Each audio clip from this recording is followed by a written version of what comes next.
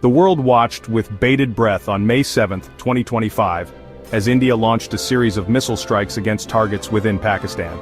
The strikes, dubbed Operation Sindoor, marked a significant escalation in the long-standing conflict.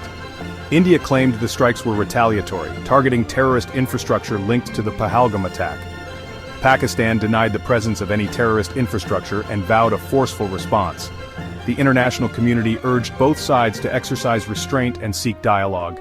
The specter of a full-blown war loomed large, given their nuclear capabilities. This latest chapter marks a concerning development in the volatile South Asian region.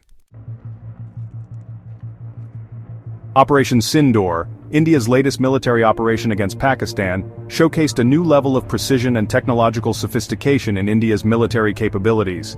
Utilizing a combination of indigenously developed cruise missiles, guided bombs, and loitering munitions, India targeted 9 locations across Pakistan and Pakistan-administered Kashmir.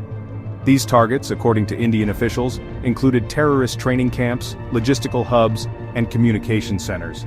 The operation, carried out with meticulous planning and coordination between the Indian Air Force, Navy, and Army, demonstrated India's ability to project power deep inside Pakistani territory. Beyond its tactical objectives, Operation Sindoor carried significant strategic messaging. It signaled a departure from India's previous policy of restraint in the face of cross-border terrorism. The strikes conveyed a clear message to Pakistan. India will no longer tolerate attacks emanating from its territory, and will respond decisively to future provocations. The message resonated not only with Pakistan, but also with the broader international community, showcasing India's emergence as a regional power. Operation Sindoor, while unprecedented in its scale and technological sophistication, is not an isolated incident in India's approach to combating cross-border terrorism. It follows a pattern of calibrated responses, each carefully measured to inflict costs on terrorist infrastructure while avoiding unnecessary escalation. In 2016, following a deadly attack on an Indian Army base in Uri, Kashmir, India launched surgical strikes against terrorist launch pads across the line of control. Similarly, in 2019, in response to a suicide bombing in Pulwama, Kashmir, India launched airstrikes against a Jaish-e-Mohammed training camp in Balakot, Pakistan. These previous instances of calibrated responses like Operation Sindoor shared several key characteristics. They were all launched in retaliation for major terrorist attacks on Indian soil. They were conducted with the aim of dismantling terrorist infrastructure and deterring future attacks. This pattern of measured responses reflects India's complex strategic calculus in dealing with Pakistan-sponsored terrorism. Section 4. The immediate fallout, diplomatic tensions and economic tremors. The immediate aftermath of Operation Sindoor witnessed a sharp escalation in tensions between India and Pakistan, with both sides taking a series of actions that further strained their already fragile relationship. Diplomatically, India downgraded its diplomatic presence in Pakistan and suspended high-level bilateral engagements. Pakistan reciprocated in kind, recalling its High Commissioner from India and suspending trade relations. The heightened tensions also spilled over into the economic realm.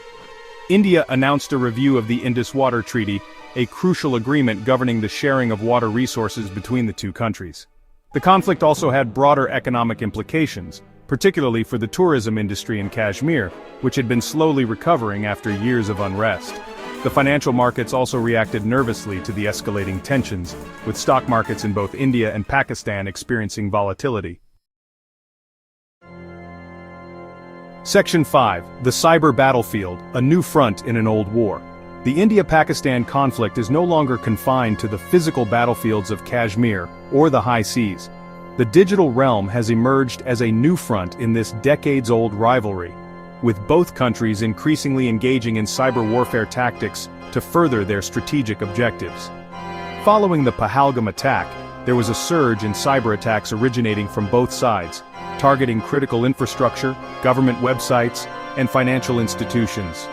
Pakistan-based hacker groups, believed to have links to the country's intelligence agencies, launched distributed denial-of-service attacks against Indian government websites, attempting to disrupt online services and spread propaganda. Indian cybersecurity researchers, in turn, uncovered evidence of sophisticated phishing campaigns targeting Indian military personnel and government officials. cyber warfare represents a new and dangerous dimension to the India-Pakistan conflict. The lack of clear international norms governing cyberspace further complicates matters, increasing the risk of miscalculation and escalation. Section 6.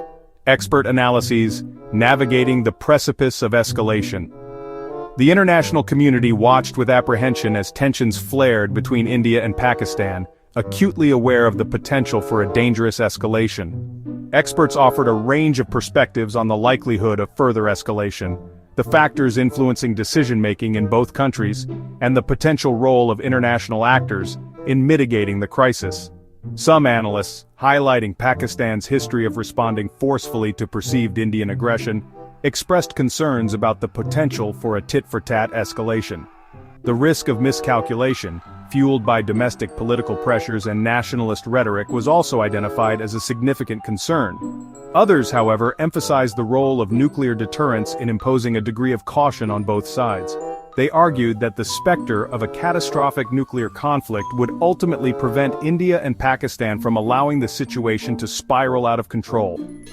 Regardless of their assessment of the immediate risk of escalation, experts unanimously agreed on the urgent need for international mediation and diplomatic engagement. Section 7. The Path Forward. Dialogue, Diplomacy, and De-escalation. The specter of conflict between India and Pakistan underscores the urgent need for de-escalation and lasting peace in South Asia. Dialogue, diplomacy, and de-escalation remain the only viable options. The international community must facilitate this process. Key global actors should leverage their influence to encourage restraint and build confidence. Regional organizations can foster dialogue and build bridges. Track 2 diplomacy can play a valuable role in fostering understanding.